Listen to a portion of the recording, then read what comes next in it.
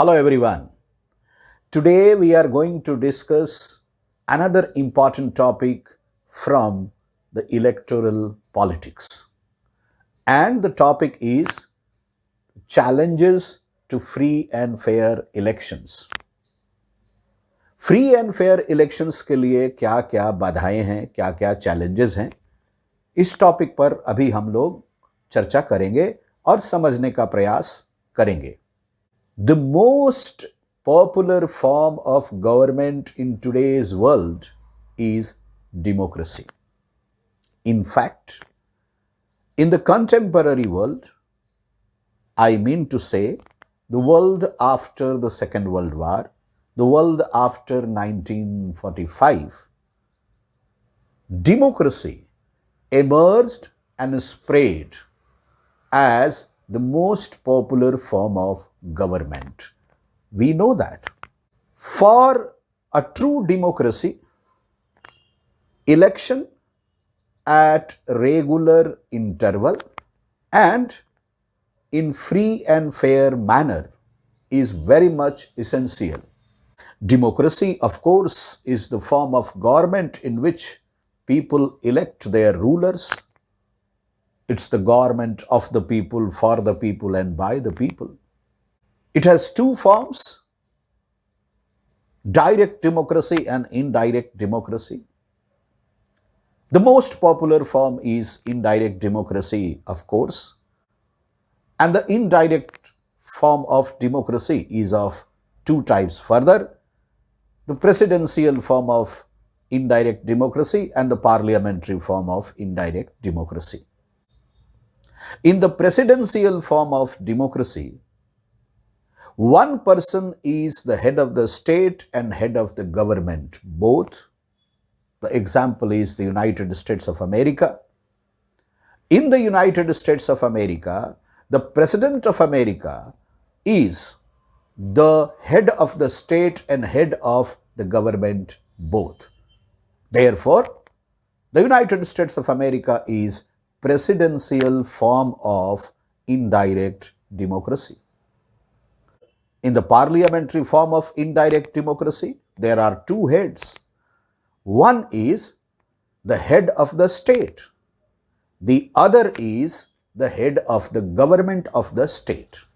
For example, India. In the Indian setup of democracy, there are two heads: the head of the state and the head of the government of the state.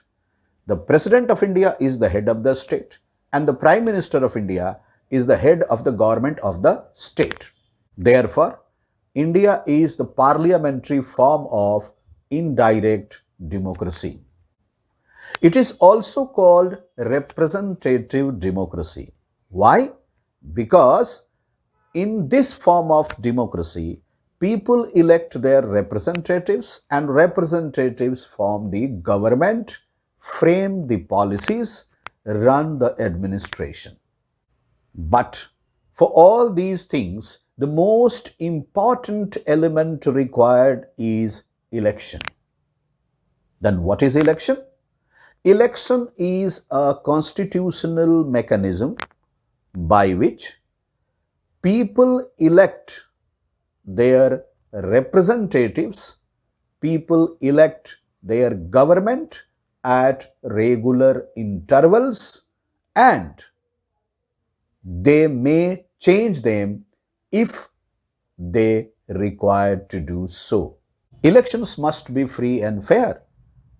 Every citizen should get equal opportunity to contest elections and equal opportunity to cast their votes, to exercise the universal adult franchise.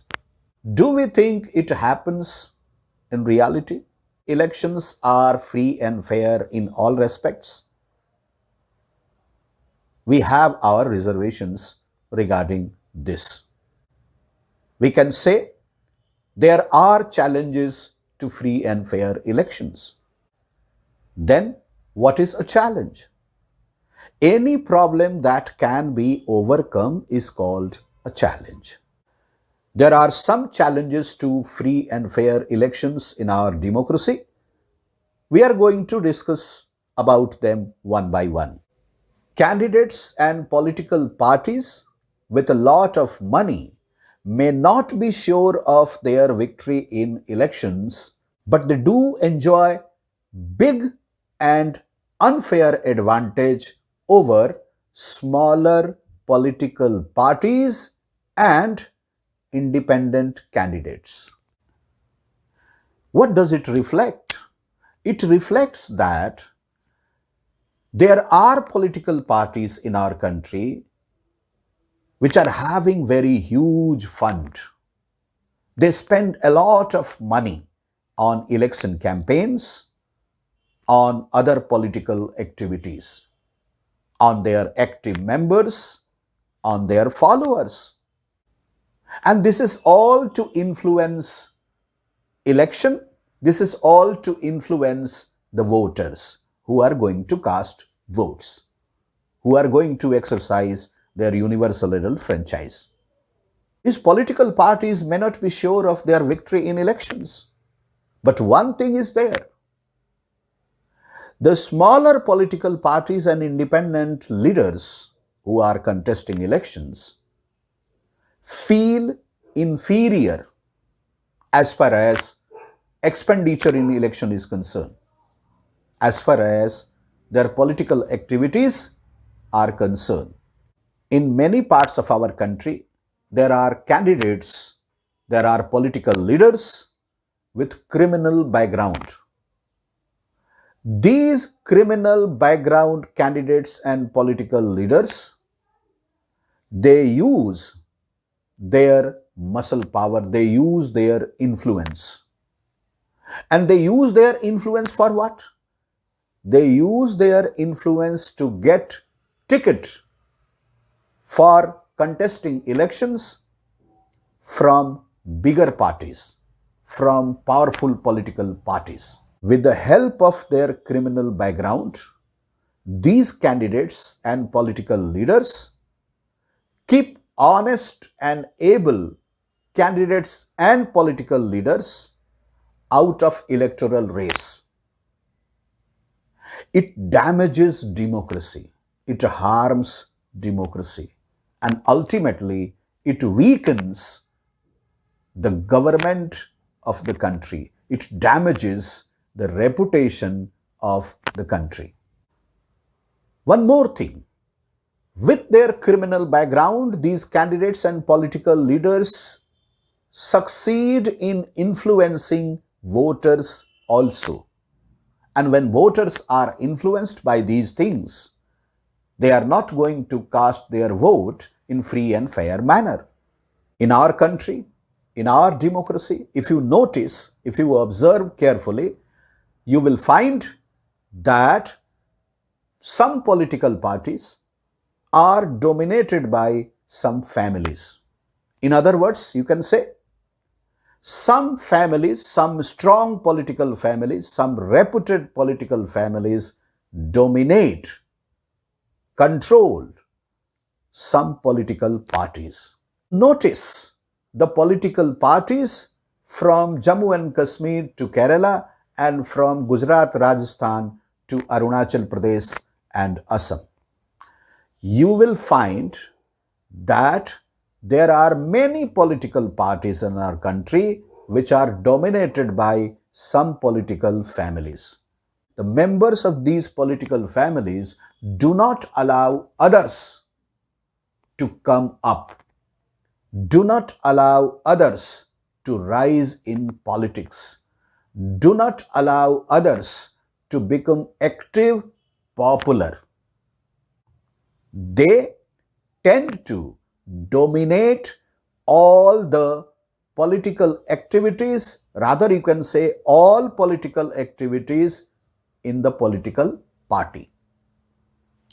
They control national unit of the political party, state unit of the political party, district unit of the political party. These political families, to continue their hold on the political party, give tickets only to those candidates who have been very much loyal to them. They do not allow others to come up. they always neglect, they always sideline, they always marginalize those leaders in the party who directly or indirectly criticize the policies, the programs of the party. Therefore, dominance of some political families on some political parties also cause a threat to free and fair elections in our democracy. Most of the political parties in our democracy do have similar program. They vary very little in program and principles. They almost follow the same things, the same ideologies. Political parties in our country offer very little choice to the voters. How can we say that? Most of the political parties in our country do have similar, or you can say common, policies and programs. This offers very little choice to the voters. Voters get confused. Who should be preferred? All political parties talk of nationalism, talk of employment, eradication of poverty, national security, health, education, transport, communication, and so many things. They do talk about unity, integrity, nationalism, and so many things. Voters find it difficult to decide preference, to decide whom should they vote. Therefore, political parties having common programs is also a challenge to free and fair elections. In our country, in our democracy, there are political parties which are very big, very powerful, very sound in finance and funds. On the other hand, there are some political parties which are financially not that much sound, not that much independent. And of course, there are independent candidates also. These smaller political parties and most of the independent candidates feel disadvantaged. They realize, they witness, they face practically these disadvantages during the election campaigns. These challenges do not exist only in our country, only in our democracy. These exist in almost all the democratic countries in the world.